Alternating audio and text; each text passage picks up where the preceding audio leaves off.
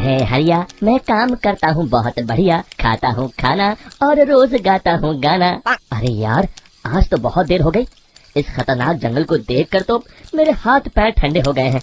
अगर मैं वक्त पर गांव नहीं पहुंचा तो मालिक बहुत नाराज हो जाएंगे। तभी हरिया को एक आवाज सुनाई देती है। सुनिए हरि जी। अरे, ये आवाज किसने दी? तभी हरिया को सामने कुछ दूर एक औरत खड़ी दिखाई देती है। अरे भाई, ये औरत अकेली इतनी रात को इस जंगल में क्या कर रही है? चलकर पूछना पड़ेगा। फिर हरिया अपनी बैलगाड़ी उस औरत के सामने लाकर रोक देता है और उससे पूछता है। अरे सुनिए, आप इतनी रात को इस खतरनाक जंगल में अकेली क्या कर रही हैं? तभी वो औरत मीठी आवाज में कहती है। अरे हरि जी, आप आ गए। मैं कब से आपका इंतजार कर रही थी। वैसे तो यहाँ से काफी लोग गुजर चुके हैं, लेकिन मैं खास आपका इंतजार कर रही थी। अच्छा, तुम सच कह रही हो? मुझे तो यकीन नहीं हो रहा है। वो क्या है ना, आज तक किसी ने मुझसे इतने प्यार से बात नहीं की। हाँ हाँ हरि जी, मैं सच कह रही हूँ। अब देर मत करिए और जल्दी से मुझे मेरे घर तक छोड़ दीजिए। हाँ हाँ, कौन सी बड़ी बात है, अभी छोड़ देता हूँ। आप मेरे पीछे बैलगाड़ी में बैठ जाइए और मुझे रास्ता बताते चलिए। फिर वो औरत हरिया की बैलगाड़ी में बैठ जाती है और हरिया बैलगाड़ी हाँकता हुआ आगे चल पड़ता है। फिर उस औरत के बताए हुए रास्ते पर चलते चलते हरिया बैलगाड़ी लेकर एक काली गुफा के आगे आकर रुक जाता है।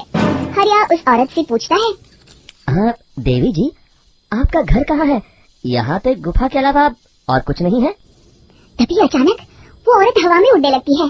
देखते ही देखते उसका सुंदर रूप एक डरावनी चुड़ैल में बदल जाता है और वो जोर जोर से हंसती है। अरे तुम्हें एकदम का बेवकूफ निकला। तू तो भैया आसानी से मेरी बातों में आ गया। अरे मर गया रे, ये तो एक चुड़ैल है। हे भगवान बचा ले, ये तो बड़ी डरावनी दिखाई दे रही है। और फिर अगले ही पल हरिया की बैलगाड़ी में रखा सारा सामान हवा में उड़ता हुआ उस काली गुफा के अंदर चला जाता है और वो चुड़ैल भी उस गुफा के अंदर जाकर कहीं गायब हो जाती है। हरिया ये नजारा देख बुरी तरह घबरा और परेशान हो जाता है। अरे, ये चुड़ैल तो मेरा सारा सामान लेकर गुफा में गायब हो गई। अब क्या होगा? अगर मैं गाँव खाली हाथ गया तो मालिक मेरी अच्छी खबर लेंगे। मेरी इस बात का कोई यकीन भी नहीं करेगा। फिर आखिर वही हुआ। हरिया के मालिक चंपक सेठ को हरिया की किसी भी बात पर रत्ती भर भी यकीन नहीं हुआ। चंपक सेठ को लगा हरिया झूठ बोल रहा है और उसने ही लालच में आकर सारा सामान हड़प कर लिया है। फिर हरिया को बेईमान समझकर चंपक सेठ उसे काम से निकाल देता है। अगले दिन अपनी दुकान में परेशान बैठा चंपक सेठ गुस्से में बड़बड़ाता है। अरे, दुकान में तो सामान बिल्कुल भी नहीं है। अब मुझे ही शहर जाकर सामान लाना होगा। फिर वो अपनी बैलगाड़ी लेकर शहर चला जाता है। शहर से सामान लेकर जब चंपक सेठ वापस गांव लौट रहा होता है तभी उसे एक आवाज सुनाई देती है।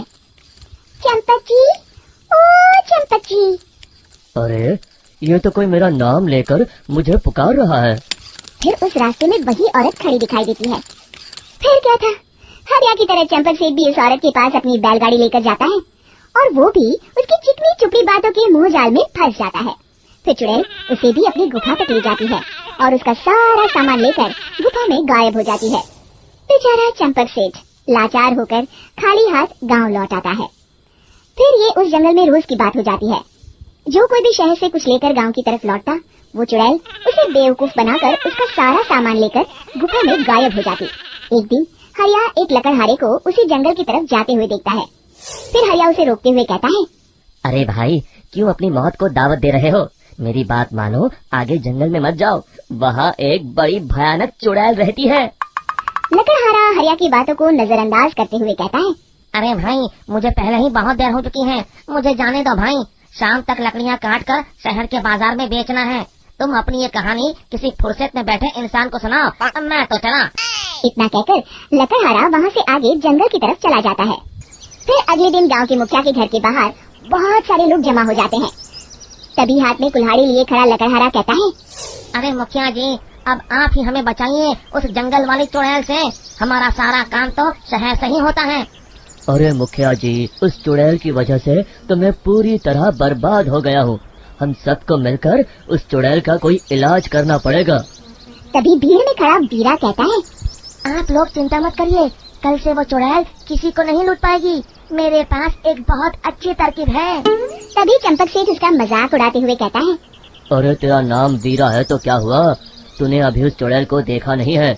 जाकर अपना काम कर, बड़ा आया। तब मुखिया जी कहते हैं, नहीं नहीं चंपक सेठ, मुझे लगता है हमें इस लड़के को एक मौका देना चाहिए। फिर सभी गांव वाले मुखिया जी की बातों से सहमत हो जाते हैं और वीरा शाम को एक बैलगाड़ी में कुछ सामान लादकर उस जंगल की ओर चल देता है। वीरा, ओ वीरा, कहाँ जा रहा है? तभी वीरा मुड़ के देखता है, वही चुड़ैल एक औरत के रूप में खड़ी है। अरे बहन जी, मैं आपको ही ढूंढ रहा था। देखिए मैं आपके लिए क्या लाया हूँ। अरे वाह, तो खुद मेरे लिए इतना सामान लाया है। तू ही अकेला गांव में समझदार है। जरा देखो मैं भी खोल के, बड़ी भूख लगी है।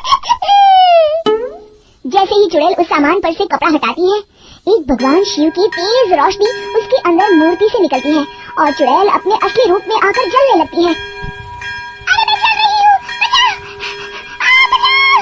ओम नमः शिवाय, बचाओ! देखते ही देखते वो चुड़ैल राख के साथ उड़ जाती है और सभी गांव वाले भी वहां जाते हैं। शिक्षा बुराई पे सदा अच्छाई की ही जीत होती है।